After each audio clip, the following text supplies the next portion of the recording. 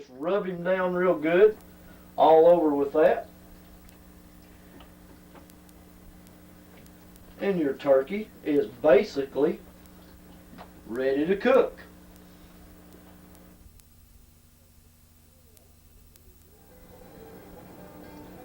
Alright, we're ready to do our ham now. As you can see, I took this ham and put it in a cooking pan, much like you would do it in the oven. Except there's one difference. I use this pan as a marinating tool. Inside this pan, we have Italian dressing. We've got white wine Worcestershire sauce.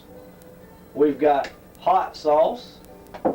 We've got some onion salt, garlic powder,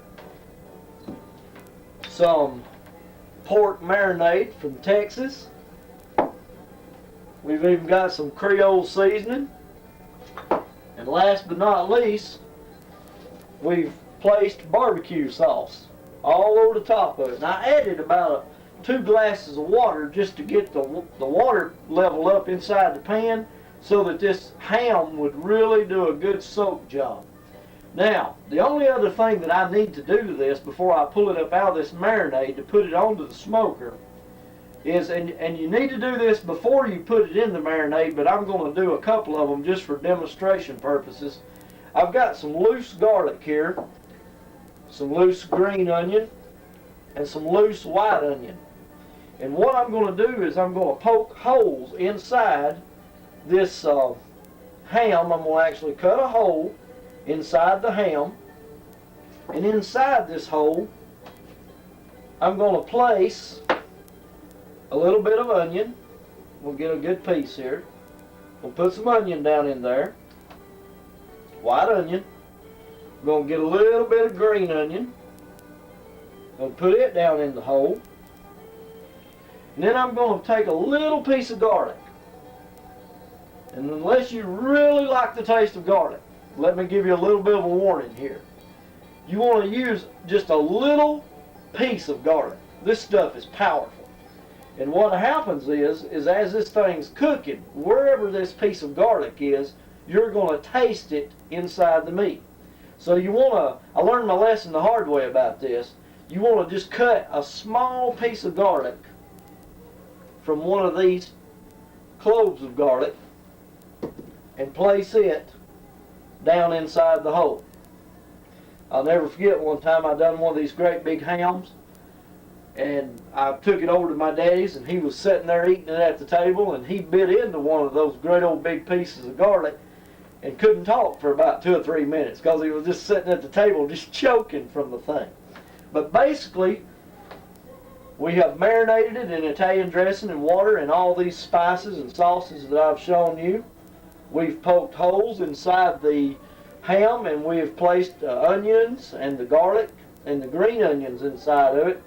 And so now we're ready to pull it out of the marinade and actually put it in the smoker. But I'm going to talk a little bit before we do that about the smoker, how I prepare it, how I do the charcoal, how I do the water pan, what goes into putting all that together, and we'll be ready to do some cooking. Okay. Now we've got our charcoal pan. I've loaded the pan completely down with charcoal, as you can see. This is about 15 pounds of charcoal. I bought a 20-pound bag, but this is around 15 pounds of charcoal. And there's several ways of starting the charcoal. One is you can pick up an inexpensive electric starter, which actually sits in the bottom of the charcoal, and you plug it up and it'll get the charcoal lit off and burning. Another way that I particularly like a whole lot, and my favorite way, is to go out in the yard and gather up some sticks and actually build a small fire in the fire pan before I put the charcoal over in it and let the hot coals catch the charcoal up. The third way of doing it is obviously the way that most people who operate charcoal grills do it, is they will buy a can of starting fluid. I don't particularly like starting fluid, but because it's about 25 degrees outside and it's freezing rain and spitting snow and everything out there, I thought that I would use it on this time.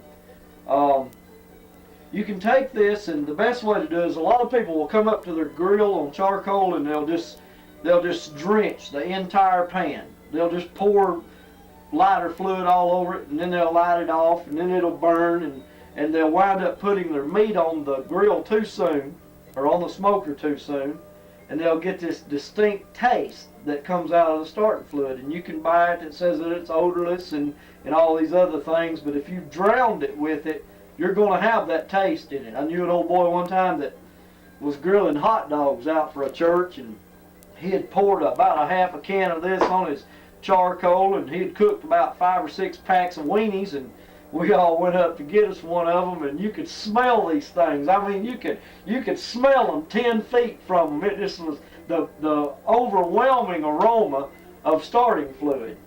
But nevertheless, let me give you a little tip about starting this up. When you use this charcoal lighter fluid, take and pour it in the center.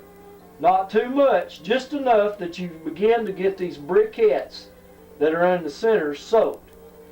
And whenever those briquettes look like that they're not going to be able to stand any more of this, in other words, they're staying wet, they're not soaking it up, then's the time to stop.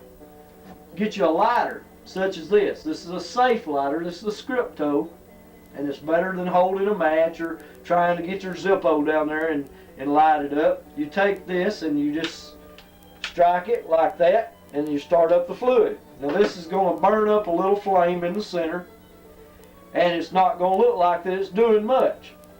But I can guarantee you that when it gets these coals in the middle here, when it gets them started burning, it'll be just a matter of time till it spreads its way through the charcoal. This amount of charcoal right here should last anywhere from about 8 to 10 hours. There are times, and I'll probably have to do it with this one, that in the morning I will actually get up sometime and I'll refire the smoker.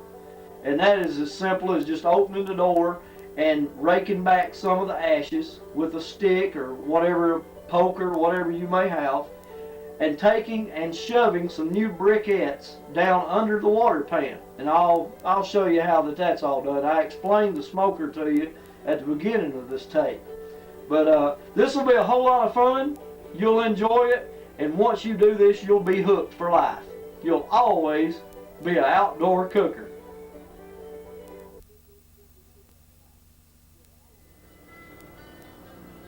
Alright, now we're going to cover another part of the smoking process. You can't really smoke meat without smoke. So there's a few ways to accomplish this, but the best way and the cheapest way that I know of is to buy you a bag of hickory chips. Now you can smoke with all kinds of wood. You can smoke with pecan, you can smoke with apple, you can smoke with hickory, mesquite, a lot of different ones. And of course, now you don't want to go out and try to pick up a pine limb and try to smoke with that.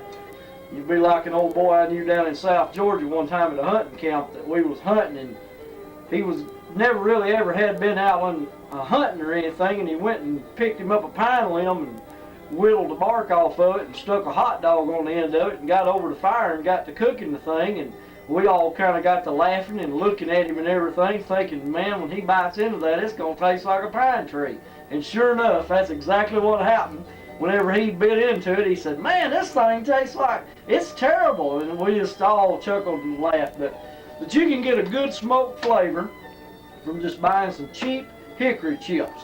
Now the instructions on this bag tells me just to take a couple of cups and to put them in water and let them soak.